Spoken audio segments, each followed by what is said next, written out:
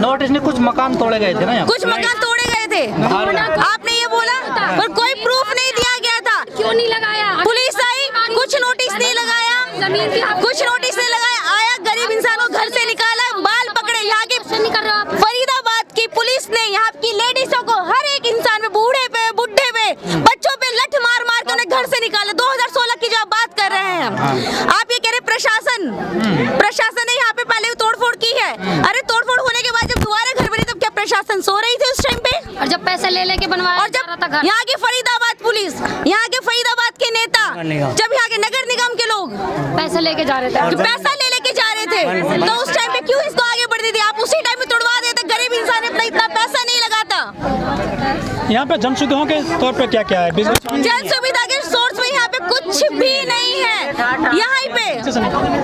यहाँ पे सब कुछ धांधलेबाजी है। पानी कहाँ से लेते हैं आप? पानी यहाँ पे हम लोग गरीब लोगों को हमें 1000 रुपए में पानी दिया जाता है। 1000 रुपए में टैंकर में पानी दिया जाता है, 1000 रुपए में लाइट का दिया जाता है। वो टैंकर हरियाणा का है, दिल्ली का है? वो मिक्स टैंकर है, इसमें दिल्ली में हरियाणा दोनों ही आते, प्राइवेट टैंकर है ये, प्राइवेट टैंकर है। माफियाओं के शिकार हुए हैं ये लोग। आप ये बताइए, आप कह रहे कोई प्रूफ नहीं दिया, यहाँ पे आपको कौन पढ़ा लिखा लग रहा है? यहाँ पे अपने बच्चे को अच्छे एजुकेशन देने के चक्कर में इंसान, गरीब इंसान ने 10 गज का, 20 गज का, 50 गज का प्लॉट लेके अपनी रोटी पे अपना पेट काट के यहाँ पे अपना मकान बनाया। क्यों? सरकार कहती है कि एजुकेशन सबसे ज्यादा जरूरी है, सरकार कहती है जहाँ झुकी वहाँ मकान, तो क्यों गरीबों को हटाया जा रहा है? आप यहाँ पर रहते हैं, आप सहयोग देते हैं? हाँ, मैं यहाँ रहती हूँ, मेरा बचपन यहाँ बड़ा पड़ा है। यहाँ कई लोग कह रहे हैं कि 14-15 रुपए यूनिट हमसे बिजली ली जाती है। हाँ, ली जाती है, कनेक्शन नहीं है। कनेक्शन नहीं है। आप ये चीज बताइए कि हम गरीबों पे कितनी मार पड़ेगी? पहले लॉकडाउन का, फिर कोरोना का। अब क्या कोरोना नहीं दिख रहा सरकार को? कितनी रह गई सोशल डिस्टेंसिंग? ना करोगे तब भी। कहाँ है अब सरकार? तो आप मानते हैं आपके साथ धोखा हुआ है? सबके साथ, मेरे साथ अकेले धोखा नहीं हुआ, यहाँ सबके साथ, पूरी पब्लिक के साथ धोखा हुआ है। यहाँ पे लोग अपने छोटे छोटे बच्चे के साथ रह रहे कि उनकी परवरिश हम अच्छी कर सके। वो माफिया कहाँ है जिन लोगों ने ये जमीनें बेची हैं, जो आपको 15 रुपए, ये माफिया का काम, 15 रुपए यूनिट बिजली का बिल? ये माफिया की बात अब आप कर रहे हैं। जब यहाँ पे कंप्लेंट डाली गई थी तो ये काम पुलिस वालों का था, माफिया का खोज करना। विभाग वाले को पता नहीं है कौन है वो?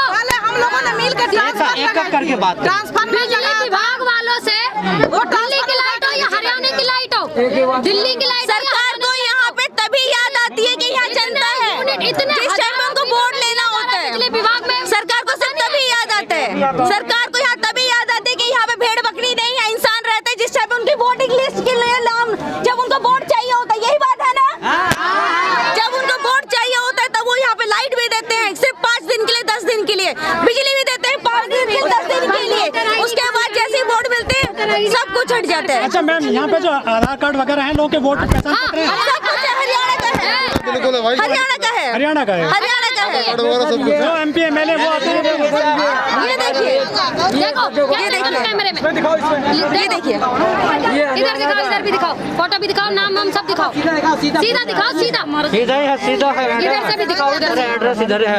यहाँ पे कैंप वगैरह लगता है इसका जब वोट डालते हैं? आप एक चीज बताइए, अगर यहाँ पे सुविधा नहीं होती, अगर ये अब इनको याद आ रहा है कि लाल डोरा ये वन विभाग की जमीन है, तो स्कूल, सरकारी स्कूल क्यों खुलवाए हैं? मैडम एक बात बताइए, आप समझदार लग रहे हैं, पढ़े लिखे लग रहे हैं, इनके साथ तो धोखा हुआ। ये तो मजदूर है बेचारे, प्रदेश से आए हुए लोग हैं, इनके साथ तो धोखा हो गया।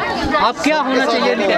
हमें अपनी जमीन नहीं छोड़नी है, हम अपना घर नहीं तोड़ेंगे। प्रशासन उस टाइम पे कहाँ थी?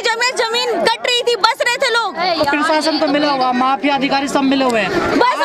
बस हमारा एक ही यही नारा है कि हम अपना घर नहीं छोड़ेंगे, हम अपना घर नहीं छोड़ेंगे।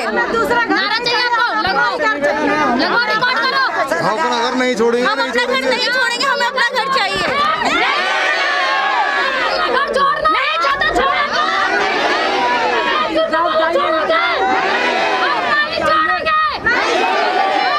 लेकिन नहीं छोड़ेंगे। जो करना है वो करें, जो करें। हम मर जाएंगे लेकिन नहीं छोड़ेंगे। कहते कि हम आपके ये कर रहे हैं और वो कर रहे हैं, तो सरकार सोचेगी कि कहाँ जाएगी, इतनी बड़ी जन, छोटे छोटे बच्चे हैं, हम भी हैं, बीवी बच्चे सब हैं, माँ है। कितने बच्चे हैं आपके? हमारे 3 बच्चे हैं। वो पढ़ते हैं?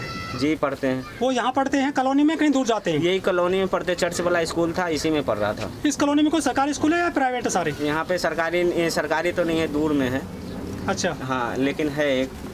ये कौन भूमाफिया जिन्होंने आपको प्लॉट यहाँ पे अलॉट कर दिए गए थे? ये तो सर ये सब जानते हैं, यहाँ के लोकल पुलिस भी जानती है, सब जानते हैं, जो भी है सब इन्वॉल्व है इनमें। जो यहाँ के MP MLA जिनको आप वोट देते हैं कभी? जी वोट देते हैं। आपने उनसे अपनी दर्द बताया कि हमारे घर टूटने जा रहे हैं? सारे दर्द बताए हुए हैं, लेकिन अभी सब छुपे हुए हैं। जब टूट जाएंगे ना तब वो आएंगे कहने के लिए। जब यहाँ चुनाव आते हैं विधानसभा के या दर्द लोकसभा जाहिर करने आएंगे वो, फिर चुनाव आते हैं तो वोट मांगने आते हैं आपसे वो? हाँ बिल्कुल आते हैं। कितने लोग वोट देते होंगे यहाँ के? यहाँ के बहुत लोग वोट देते हैं। अच्छा, जिनको आपने वोट दिया था इस कॉलोनी के लोगों ने, आपने उनको अपना दर्द बताया कि हमारे साथ ये होने जा रहा है, कुछ हमारी हेल्प करिए? जो कॉलोनी है ये, क्या आपको भी लगता है कि ये कॉलोनी वैध है, लीगल है? अनलीगल है। तो फिर आप क्यों आ गए इसमें?